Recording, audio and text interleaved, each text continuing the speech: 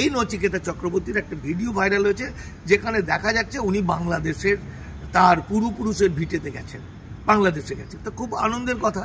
কিন্তু এই যে সেখানে বাংলাদেশে গেছেন এবং তার জন্ম ভারতবর্ষে 1964-তে, উনি মনে করছেন আমার জন্ম তো ভারতে 1964, তো আমি তো ভারতের জন্মগত নাগরিক।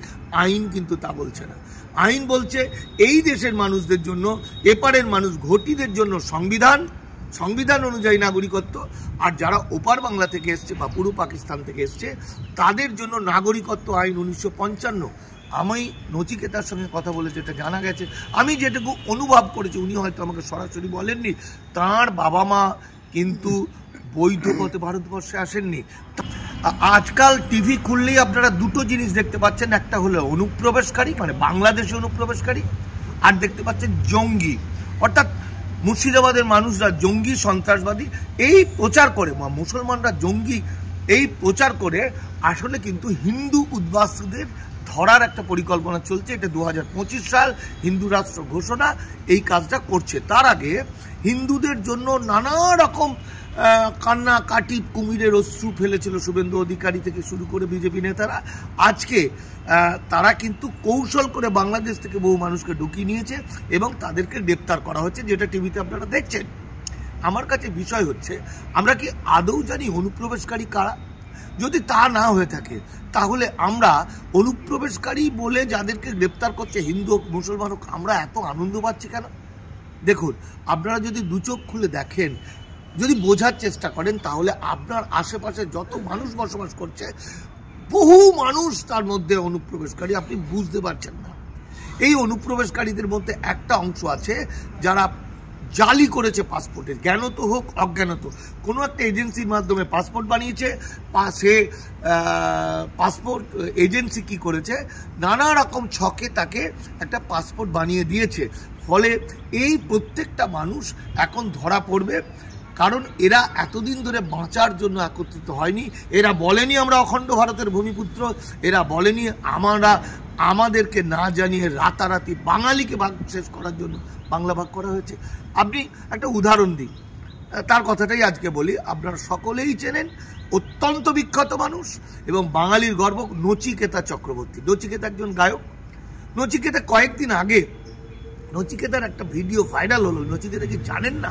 অথচ দেখুন, আমি নচিকেতাকে ভালো করে বুঝিয়েছিলাম যে এই আইনটা কি। আসলে আমি তো মানেই ফকির, তাহলে আমার কথা শুনবে কেন? ফলে আমার কথা মাথায় নেয়নি। আমি তাকে যখন আইন কানুনটা ভালো করে বুঝিয়েছিলাম, যে বলেছিলাম যে তুমি এই মানুষগুলোকে বাঁচানোর জন্য একটু প্রতিবাদ করো, একটু গান গায়, উনি বলেছিলেন হ্যাঁ আমি যেতে পারি গান গাইতে, কিন্তু আমার টিমটা অনেক বড়, অনেক টাকা খরচ হয়, 2,60,000 টাকাটা কত নেই, 2 লাখ টাকা মতো আমাকে দিও ইত্যাদি। যাই হোক, নচিকেতাকে নেওয়া যায়নি, টাকা পয়সা তো আমাদের নেই। যাই হোক, এই নচিকেতা চক্রবর্তীর একটা ভিডিও ভাইরাল হয়েছে, যেখানে দেখা যাচ্ছে উনি বাংলাদেশের তার পূর্বপুরুষের ভিটেতে গেছেন, বাংলাদেশে গেছেন। তো খুব আনন্দের কথা। কিন্তু এই যে সেখানে বাংলাদেশে গেছেন এবং তার জন্ম ভারতবর্ষে 1964-তে, উনি মনে করছেন আমার জন্ম তো ভারতে 1964, তো আমি তো ভারতের জন্মগত নাগরিক। আইন কিন্তু তা বলছে না। আইন বলছে এই দেশের মানুষদের জন্য, এপারের মানুষ ঘটিদের জন্য সংবিধান অনুযায়ী নাগরিকত্ব, আর যারা ওপার বাংলা থেকে এসছে বা পূর্ব পাকিস্তান থেকে এসছে তাদের জন্য নাগরিকত্ব আইন 1955। আমি নচিকেতার সঙ্গে কথা বলে যেটা জানা গেছে, আমি যেটুকু অনুভব করেছি, উনি হয়তো আমাকে সরাসরি বলেননি, তাঁর বাবা মা কিন্তু বৈধ পথে ভারতবর্ষে আসেননি। তাঁর বাবা মা কিন্তু আর 5 জনের মতো অবৈধ অনুপ্রবেশকারী হয়ে গেছেন, মানে উদ্বাস্তু হয়ে গেছেন। ভারতের আইনে উদ্বাস্তু বলে কিছু নেই। ফলে নচিকেতা চক্রবর্তীর মতো মানুষ, তিনিও কিন্তু ইল্লিগাল মাইগ্রেন্ট হয়ে গেছেন, অবৈধ অনুপ্রবেশকারী। কি হতে পারে, যে কোনো মানুষ এখন যদি নচিকেতার নামে কোনো একটা কেস করে, কোনো একটা থানায় গিয়ে বলে অনুপ্রবেশকারী বা কোর্টে গিয়ে বলে, তাহলে ওকে প্রমাণ করতে হবে ও ভারতবর্ষের নাগরিক।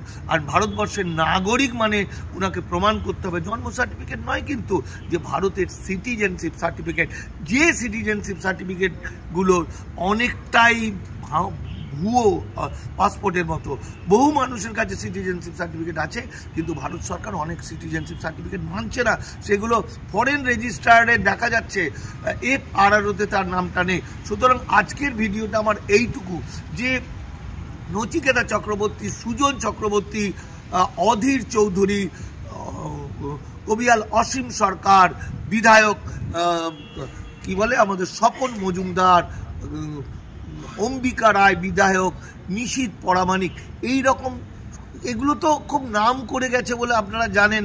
এরা যেন ভারতবর্ষের একদম সেরা বীর সন্তান হয়ে গেছে, এদের যেন বাপ ঠাকুরদা সবাই যেন ভারতের জন্য একদম হয়েছে। হতে পারে ভারতের জন্য তারা অনেক কাজ করেছে ঠিকই, কিন্তু আইনের চোখে এই মানুষগুলো অনুপ্রবেশকারী। এদের আমরা চিনি, জানি, বিখ্যাত বহু সিনেমা আর্টিস্ট, বহু লেখক, শিল্পী, সাহিত্যিক। এই ইস্যু বিজেপি যা শুরু করেছে, ইল্লিগাল ইস্যুতে বাঙালি জাতির মেরুদণ্ড ভেঙে যাবে। বাঙালি জাতির লেখক, শিল্পী, সাহিত্যিকদের একটা বিরাট অংশ হচ্ছেন সলিল চৌধুরী থেকে শম্ভু মিত্র থেকে শুরু করে ঋত্বিক ঘটক থেকে আরম্ভ করে বেশিরভাগই কিন্তু অবৈধ অনুপ্রবেশকারী আইনের চোখে। তাই বন্ধু, জাগুন, জেগে উঠুন। মনে রাখবেন, অনুপ্রবেশকারী ধরার নামে যে কাজটা শুরু করেছে, এটা একটা হচ্ছে দাস ব্যবস্থা চালু করা। কারণ এই সুবে বাংলাটা ছিল কৃতদাস কেনা বেচার একটা জায়গা, মানে দাস কেনা বেচার জায়গা। এখানকার হেরিটেজের রক্তের মধ্যে, মাটির মধ্যে দাস ব্যবস্থা আছে, এক। আর 2 নম্বর হচ্ছে বাঙালি জাতিকে ধ্বংস করার জন্য একটা পরিকল্পনা। তাই জাগুন, নচিকেতার মতো মানুষদের যারা দেশভাগে বলি হয়ে এসছেন, অখণ্ড ভারতের ভূমি সন্তানদের রক্ষা করার জন্য এগিয়ে আসুন, একত্রিত হন, হাতে হাত মেলান।